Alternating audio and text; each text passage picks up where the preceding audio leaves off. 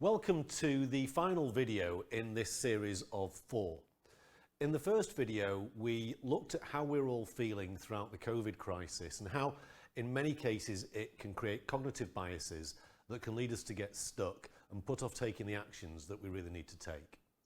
In the second video, we looked at moving through comfort zones, in essence, in how we get unstuck, how we start to take those actions. In the third, we talked about how by engaging with us, either for the first time or on a deeper level, if you're an existing client, we can help create more certainty in what is ultimately a very uncertain world.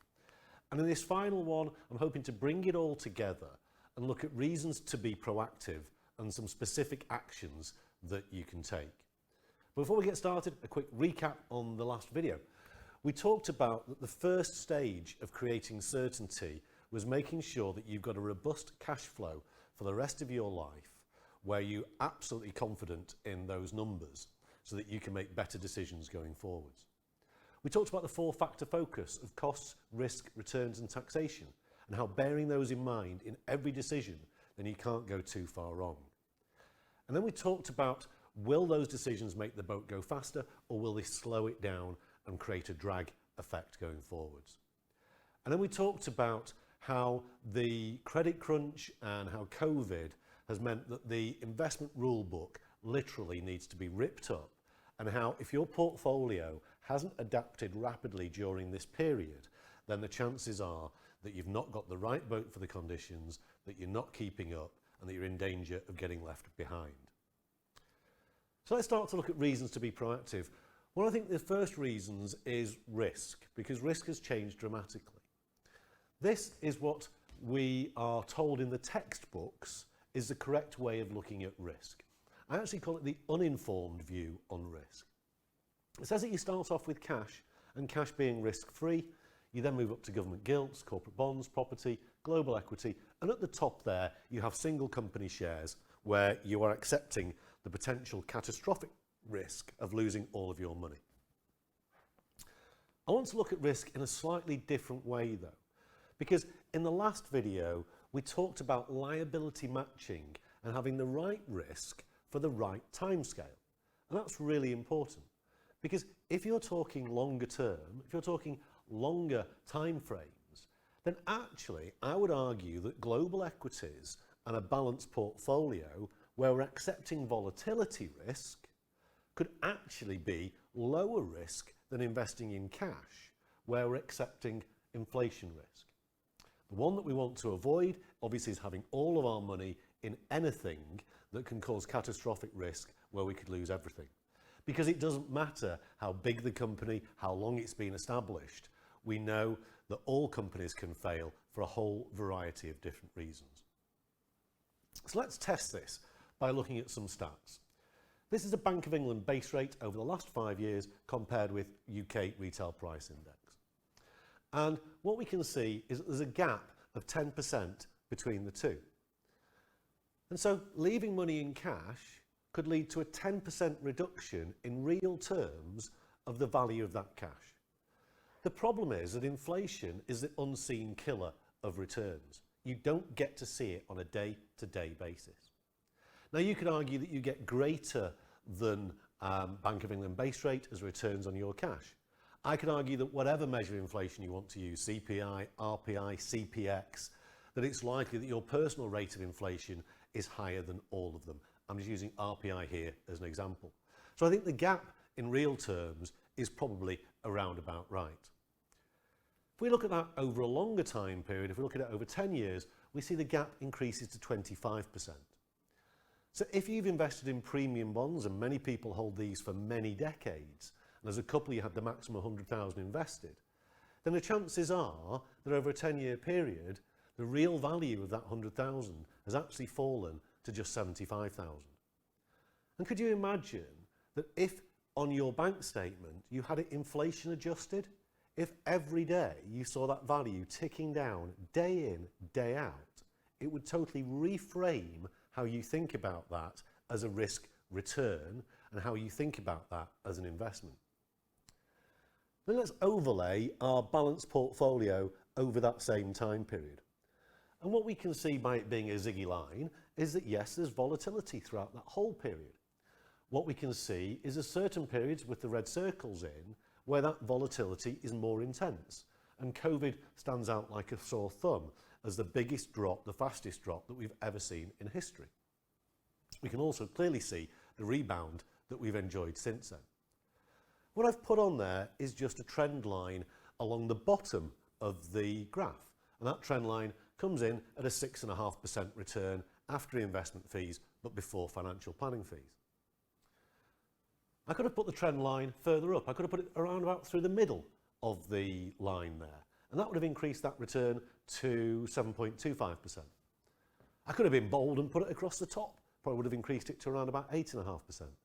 But you get the general drift that whilst you have volatility and you have to accept that, what you get is a rising upward trend. And so if we're reframing things, the way that I like to look at it is that if you're holding money in cash, then you have to pay for that comfort blanket.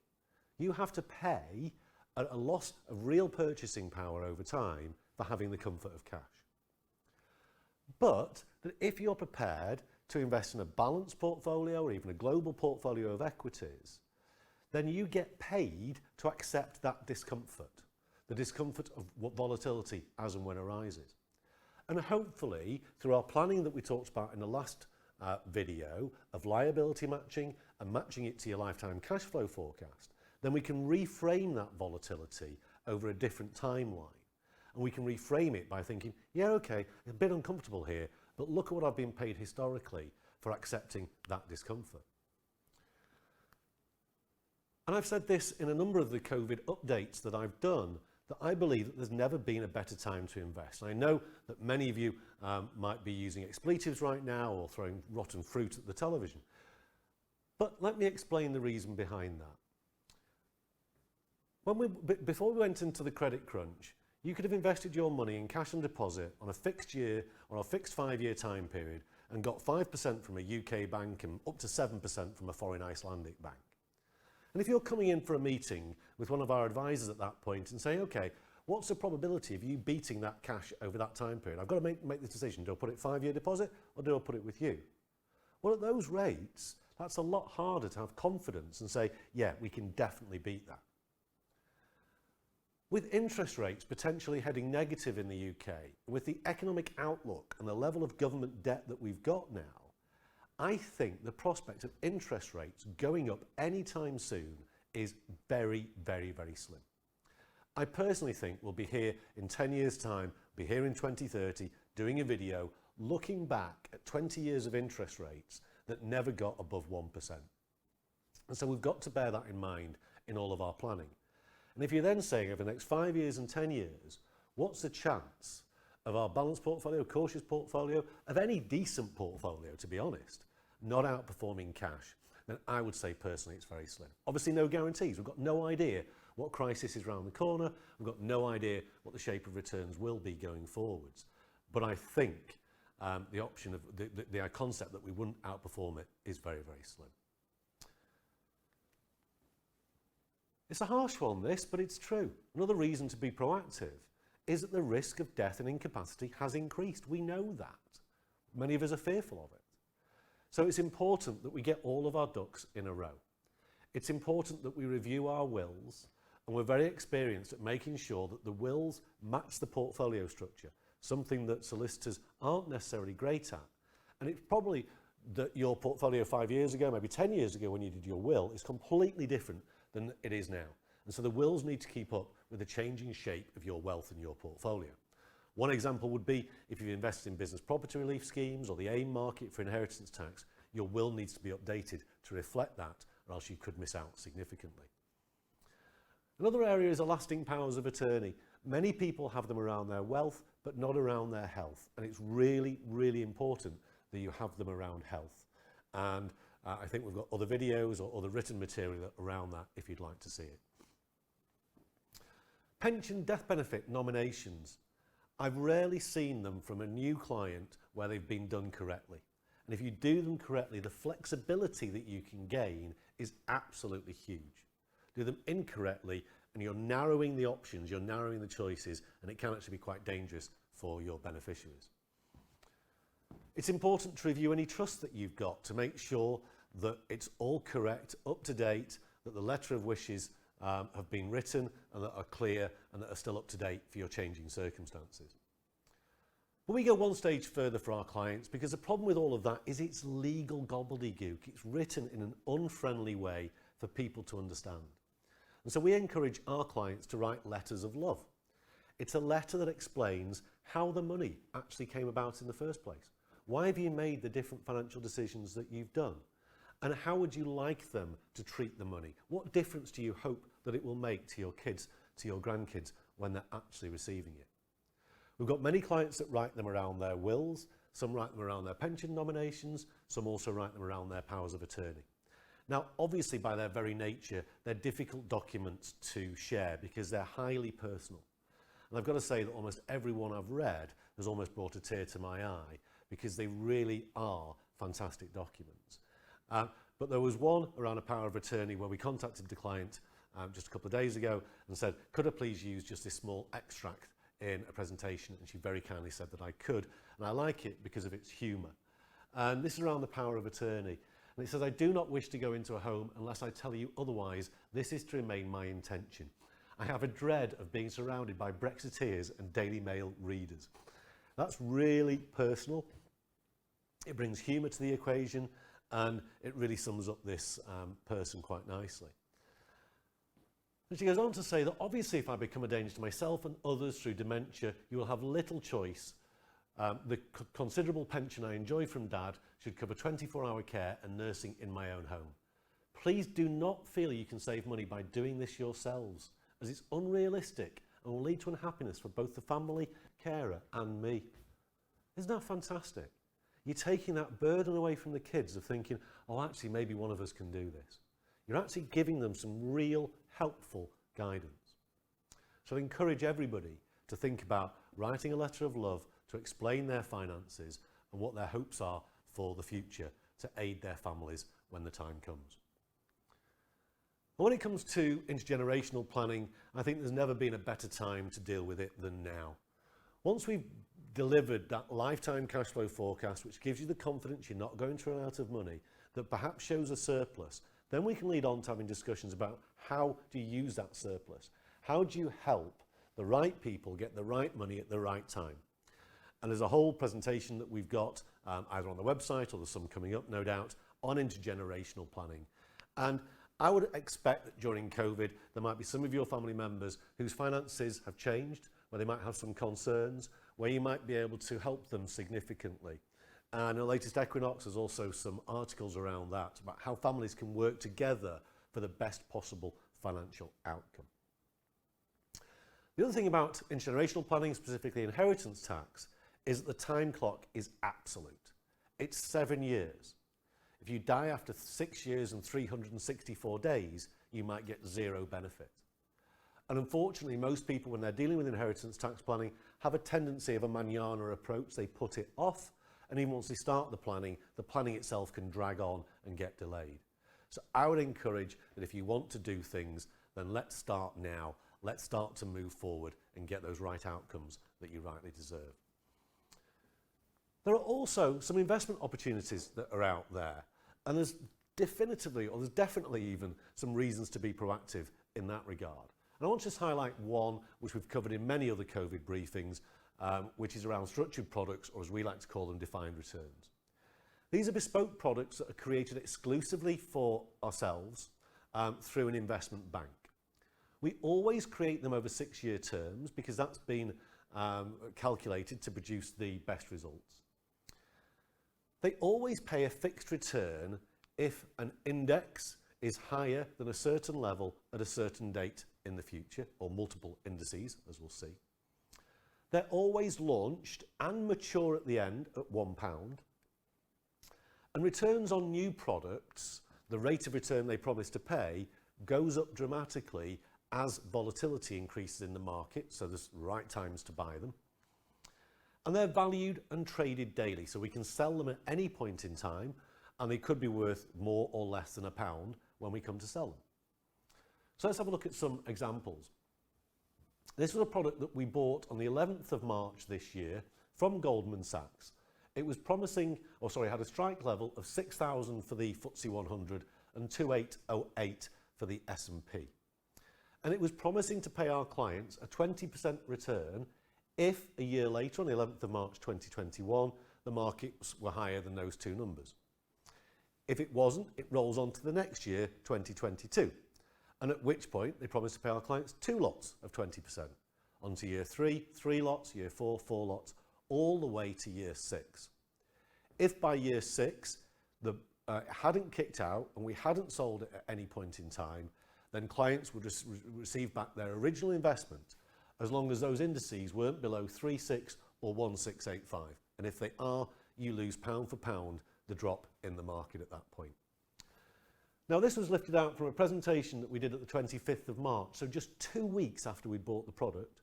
Because the FTSE had fallen from 6,000 to 5,000, we'd lost our clients 17%, and that looked like we'd made an incorrect decision to buy the product in the first place.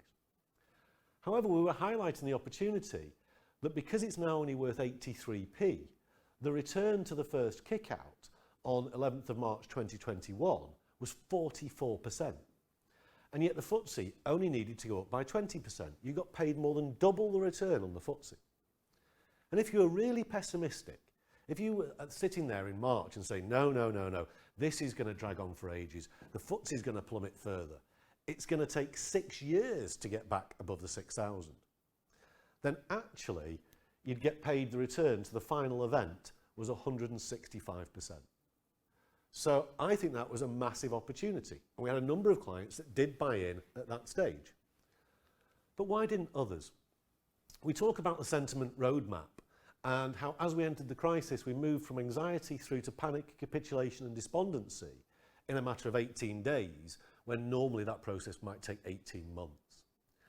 And when you're at the peak of a crisis, when you're at that low point of the sentiment, that's the maximum point of opportunity. When newspaper headlines are at their worst, when the news flow is at its worst, that's almost always the point of maximum opportunity. And yet, for all the reasons that we've discussed throughout these videos, for all of those emotional, for all of those cognitive biases that we have, they often get in the way of us making the right decisions at the right time. It's hard to say where we are right now, or certainly when you're watching this video, but where we stand today, I think I've got some clients that are relief, portfolios are at break even over the year, and that thing, didn't expect that when we're here in March. But others I know are still below that, depending upon the impact that it's had on your own individual portfolio. Hopefully, we'll start to move towards optimism as things start to become a little clearer. And so if you bought Goldman Sachs when we made that recommendation in the live stream update that we did, then you would have been rewarded with a 30% return to date. And the FTSE is bobbing around about 6,000 right now. S&P is already higher than 2808. And so we've got a further 9% return if it kicks out on the 11th of March next year.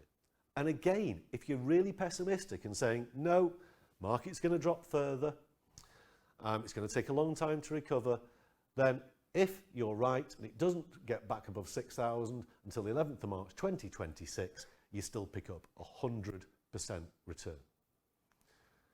There are other products that we've got within portfolios. This is one from SocGen, and we bought it in December 17 at a strike of 7348, promising to pay 9.5%. Unfortunately, on the 6th of December 18, it was below 7348, 6th of December 19, below 7348, and so we haven't yet kicked out. But let's look at the opportunities, because it's currently priced at 94p. So it's 6% below that £1 launch price. And remember, it always matures at £1, unless it's below that barrier level of 4408. If you're optimistic and believe that the FTSE could go up from its current level when we did this of 5860 to 7348, an increase of 25% by December, I think that's unlikely for where we are today, then you would get paid more. You'd get paid 37%. So why would you want to buy a FTSE tracker versus this under those circumstances? Let's have a look at other scenarios. We just said that one, up 25%, return 37. Following year, same figure, up 25%. Now you get paid 46. The following year after that, you get paid 56. Following year after that, 67. If we get to maturity and the FTSE hasn't recovered and it's above 4408, then you still pick up a 6% return. You pick up 2% return for a negative return on markets. And so under those circumstances, you can argue that this is a relatively low risk product. Obviously, the two risks that occur, one is that we don't sell it, it doesn't kick out, and it ends up being below that 4408, so 4,400. You lose the same as you would in the FTSE, a 34% drop, less the discount that you're buying it at. The other risk is that SocGen goes bust, and as it's a promise from them, there is a chance that we wouldn't recover all of our money. There's a chance that you could lose all of your money, although history would indicate otherwise. So as well as investments, then there's opportunities for forward tax planning. We've seen the rumours, often leaks, that CGT is likely to go up in line with income tax, and so it might increase from the 10 or 20% all the way up to the 45% for some individuals. So it's important that we utilise allowances on an annual basis, but you might also want to think about voluntarily creating a 10% liability if it's likely that that liability in the future will be 20, 40 or 45. And the same with a 20% rate.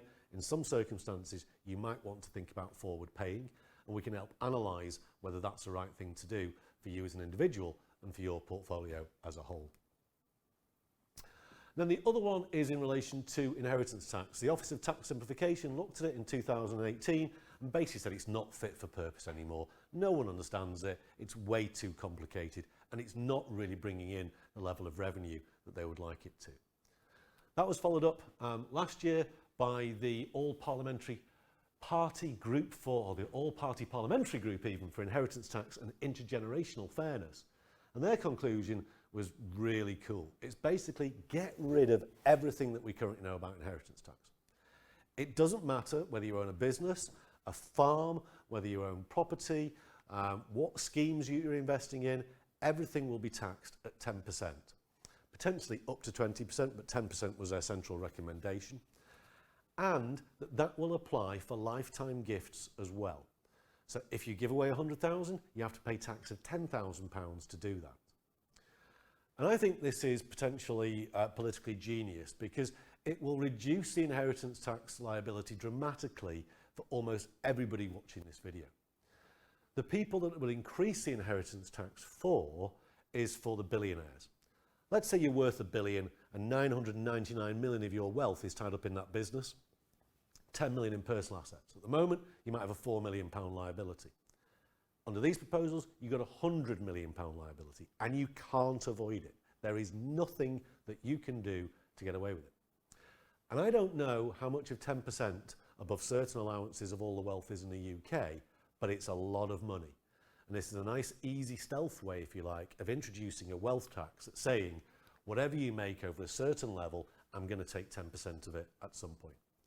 And they've also proposed that CGT will die, rather than dying with you as it does now, it will still have to be paid on death, which could then coincide with the increases to the capital gains tax. And I think both of these changes, there is the political will to make them, and as we know, the government needs to rake in as much money as it physically can going forwards. So the action that you might want to consider as a result of the inheritance tax is consider gifting now. If you want to gift 100,000 over the next couple of years to help kids on the property ladder, why not bring that forward and do it today? If you're thinking about establishing trusts in the future, why not bring it forward and do it today? Could save you a great deal of money. And then be wary of the impact if you are investing in the AIM market or business property relief schemes. If they no longer qualify for inheritance tax relief, it could put big pressure on the prices and the values of those schemes. Now, I talked in an earlier video about the four-factor focus of cost, risk, return and taxation. And what I don't want to happen is that you do get stuck, you don't come and engage with us, and it's 2 years' time before you finally agree to have a meeting and allow us to explore how we can help you. And when we do that analysis, we do that concrete evidence, we look at the costs, we look at what we could have saved on risk, we could have made the journey more comfortable for you. We look at the extra returns that we could have had, and we look at how we can improve the tax position and how we could have saved you money over the last couple of years. And you're so convinced that you say, that's brilliant, thank you very much. I can't wait to come on board. And that'd be great. But it's not as great as making that decision now, because the sooner that we start, the sooner we can start to help you, and the sooner we can start to make your lives better. Because our purpose as a business is to make people's lives better. Making wealthy people wealthier is part of what we do, but it's not our purpose. Excuse me. Because in and of itself, it doesn't make people's lives better. It just adds a number to a portfolio. But if we look at that differently, if we can help wealthy people gain confidence and clarity around their money, and that in turn can lead to them making better financial decisions or just doing something differently, that can result in a better outcome for themselves, for their families, and for their lives in general, then that's a purpose. It's that gets us out of bed every single day. Because you know what? One of the most important things about money, one of the best things about having money, is not having to worry about money. And that's what we aim to ensure that all clients don't have that day-to-day worry of their finances going forwards. And we're so confident, we have such certainty in our own results, in the level of service that we provide, that we have a very, very simple guarantee that you won't find from any firm of our size out there in the marketplace. And it simply says that if we don't live by our own values and deliver what we've promised, we will refund your fees for that year. And that applies every single year. It's designed to keep us on our toes, to make sure that we're always focusing on added value, to make sure that we're always focusing on making people's lives better. So if you're an existing client, a few things that you might want to consider. First of all, are all those legal bits getting your ducks in a row? Let's have a look at the tax and make sure that everything's as it should be, and whether it's worth bringing something forward for you and engaging on that intergenerational planning with us. Let's have a discussion over risk and liability matching and just see where that takes us. And also, are you sitting on too much cash given the outlook and given the inflation rates? And or are you taking too much withdrawals from the portfolio? Maybe your expenses are down and we can temporarily reduce or suspend those income levels. And if you're new to Equilibrium, if we're talking to you the first time, then you can watch the introduction to Equilibrium presentation that's available on our website. You can read Equinox. As I said, there's lots of statistical information in there and hopefully lots of articles that you'll find useful. Or you can browse the new website, which literally is a treasure trove of information. Because as we said in an earlier video, then you've got nothing to lose but time. That's all it will take by engaging with us, and we'll be as patient as is necessary. And you've only got time and choices, so it's important that we use them as wisely as we possibly can. And so what's the first step that you're going to take? What's that first small action that you can take to start to move forward to improve the ultimate financial outcome for you and your families? So to bring it all together, we started to talk about how we're all feeling, about how many of us might be getting stuck, about how cognitive biases can get in our way. We talked about strategies that we can use, about having great conversations started by great questions to help us move out of our comfort zones, and that any discomfort is only temporary. And then we talked about creating certainty in an uncertain world. How can we help meet more of those needs for you, or help you meet more of those needs? And then we finished off today with reasons to be proactive, some specific actions that you can take moving forwards. And as I've already said, what's that most important action that you can take? What's that first step? Because it's action that actually changes things. So I really hope that you've enjoyed the series of videos, or if you've just dipped into one, I hope that you've enjoyed today's video. If you've got any feedback, love to hear it from you. Love to hear positive feedback. It's always great for my significance. Love to hear suggestions about how we can do things differently in the future, or different topics that you would like us to cover. So do please get in touch by whatever medium that you want to. And I look forward to hopefully welcoming you to a live event or seeing you face to face at a meeting at some point in the not too distant future.